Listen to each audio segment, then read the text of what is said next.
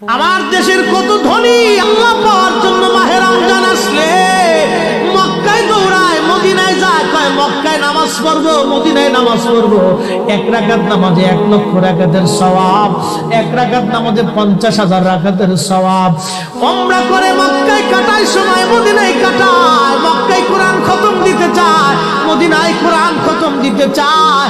সওয়াব মাহে রমজানে অগণিত সওয়াবের আশায় ব্যক্তিগুলি আল্লাহর ঘরে হাজিরা দেয়, কিন্তু বাড়ির পাশে গ্রামের কত গরিব মানুষ টাকার অভাবে বাবা ভালো ইফতার করতে পারে না, টাকার অভাবে কত মা ভালো সেহরি করে রোজা রাখতে পারে না।